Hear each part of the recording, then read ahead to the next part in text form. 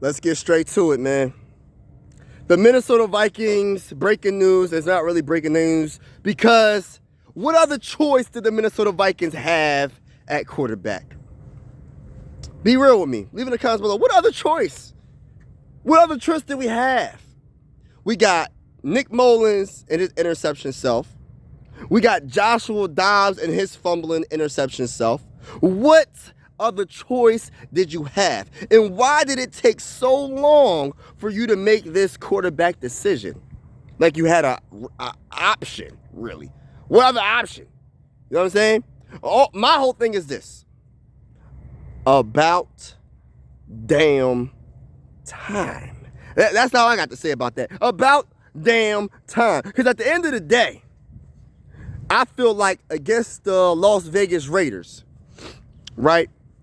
When it was the fourth quarter with roughly 9 minutes left, you benched Joshua Dobbs. That's when Jaren Hall, at the very latest, should have started. But nah, you started a career backup. We already know what he is. Nick Mullins, because you wanted to be safe. You wanted to be safe. You wanted to look good. I look at it like this. Why wouldn't you start Jaren Hall to see what you have? We have 2 games left. 2 division games left. Even if Jaren Hall balls out and he just looks like Patrick Mahomes or whatever, that's not enough games to a good enough sample size to know what Jaren Hall is about. And I'm not saying he's going to be the franchise quarterback, y'all. I'm just saying, what if? You never know. I don't sleep on any quarterback. It don't matter what round they're drafted. Honestly, it depends on coaching. Well, it does matter because you have a higher chance of being successful if you're a first-round quarterback than a fifth-round quarterback. I understand all that. But my goodness, man. 2 games is not a good enough sample size. And we all know this. Joshua Dobbs, he looked really good. For 2 games, man. 2 good, great, terrific, outstanding games by Joshua Dobbs. And best believe, I fell for it. I said, man, we got a dual threat quarterback. We looking good. This is what we always needed. But I fell for it. I fell for the okie dokie. I fell for it. And it was bad. It ended bad, man. It ended bad. And he didn't want to make the decision earlier. You know what I mean? And I'm not saying Joshua Dobbs is better than Kirk. Kirk Cousins is one of the best quarterbacks in the game. I will admit. But the man's coming off an Achilles injury. And I just don't believe the man can get the job done. Regardless of his stats and what he does. I just don't believe. Because it's all regular season stats to me, man. I need postseason stats to add up. Not regular season stats. But that's a story for a different day, right? All I got to say is, do you believe Kevin O'Connell can make the necessary changes, the necessary hard changes for us to win a Super Bowl? Because I'm going to keep it real. I don't know. From what I'm witnessing, no. He's too much of a nice guy, right? Now, let's get to the running back situation, right? This is a perfect example. I had a piece of paper with the numbers and stuff on it. I think I misplaced it. All right, no, I got it, y'all. By the way, I'm taking a nature walk. I said I got to bring my YouTube family with me, the vibe with me. You feel me? But look, this is another example of the hard decisions that this man needs to make earlier at running back, Alexander Madison, right? First game of this. Oh, my flag is blowing away. All right, my flag blew away. All right, so first game of the season, right? Alexander Madison, 11 carries for 34 yards against the Bucs. Week 2, 8 carries, right? Against the Eagles, I believe, Thursday Night Football, 8 carries for 28 yards. Then he had back-to-back okay games, but those 2 games, I believe he fumbled in both those games.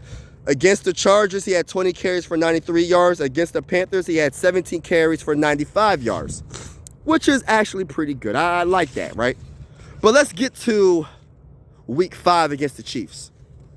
Week 5 against the Chiefs, 8 carries for 26 yards.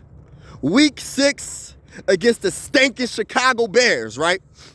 18 carries for 44 yards. Y'all get what I'm trying to say. Why did it take, or why hasn't he made a decision at the running back position? A change. We needed to change a new scenery at that time. Because at the end of the day, every quarterback needs a running back. I don't care how great the quarterback is. You need a running back. You need some type of running game. Running backs are so important.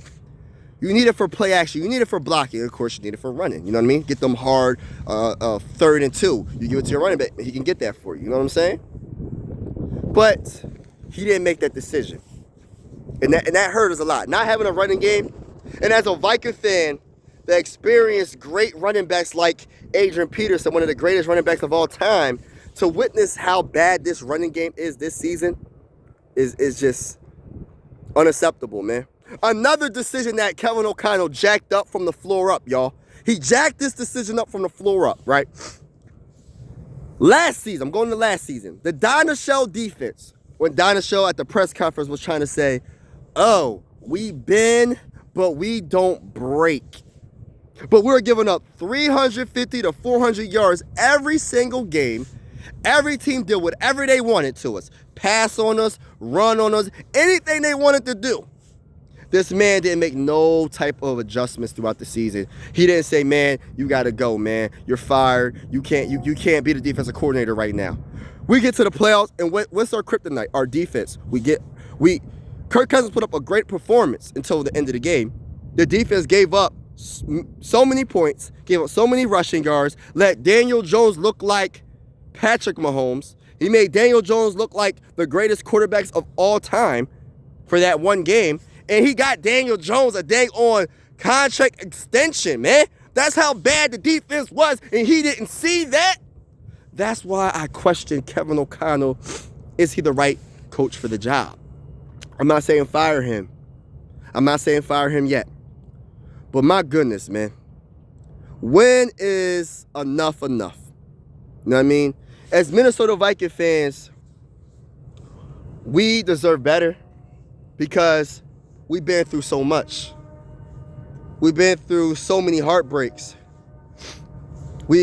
Our franchise, the Minnesota Vikings franchise, is the winningest franchise in the NFL right now without a Super Bowl. We deserve a Super Bowl. We're the best. We have the best fan base. We're the most passionate fan base. And what we expect from our team is average. A lot of us, some of us. Not saying, because look, give you an example of the reason why I'm saying this.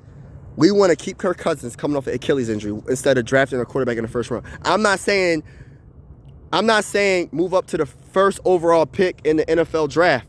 But what I am saying is you need to take a chance on a quarterback in the first round to see what maybe you might score. Maybe you might score on one of these quarterbacks and score on a Patrick Mahomes, or score on a Joe Burrow, or score on a Lamar Jackson. You never know, but you have to take the chance. I understand that quarterback can be a bust. We all know first rounds can be a bust. But we have to take that chance.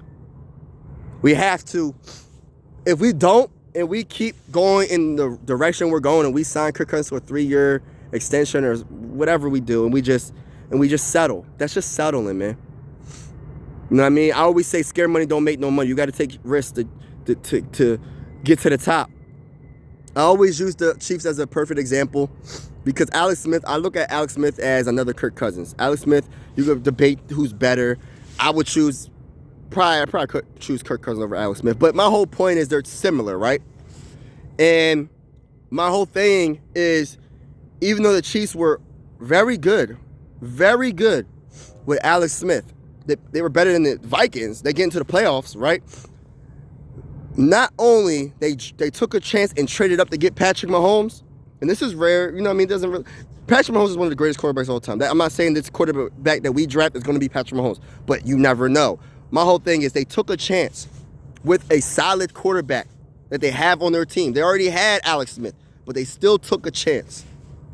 When the Eagles had Carson Wentz, and he had an MVP caliber season, he was hurt or whatever, the following year or whatever, I forgot, I don't know the stats offhand, the following year. They still drafted Jalen Hurts in the second round. You have to take a chance at quarterback. You just never know what can happen. And my whole thing is this. It's not only drafting a quarterback in the first round that makes a quarterback successful. Of course, it's the talent. Of course, it's the drive of the quarterback. But on top of all that, it's the play calling. It's the coach. That's another concern I have. Is Kevin O'Connell good enough to develop a quarterback and not just, oh, this is how I want you to play? No. But adapt to what he's good at. Change the play calling to make his strengths even better and to make his weaknesses even better. Don't say, oh, you draft the quarterbacks. I'm just using this as an example. Caleb Williams. We draft Caleb Williams, right? And he's good on the move. He's good. He's not the best in the pocket. I'm just using this example. I don't watch Caleb Williams all like that. He might be really, really good in the pocket, right? But say he's better throwing the ball when he's moving out of the pocket, right? But you calling plays for the man in the pocket and he's just not looking the best. That's the example of what I'm saying. You have to somehow match his skill set. But that's all I had to say, man. I just had to do that big rant and talk my talk on what's on my mind. Leave in the comments below what you think about what I'm talking about. And I'm going to say this one more time, y'all. I know I said this earlier. We better draft a quarterback in the first round in the 2024 NFL draft. First round. Not second round, not third round, not fourth round. First round. Because if you draft him in the first round, there's a higher percentage that he will be successful. And another thing is they'll have more opportunity because you just can't give up on a first-round quarterback as quick as you can give up on a third-round or fourth-round quarterback. You know what I mean? Let's get it, man. I'm out. Like and subscribe. I'm out.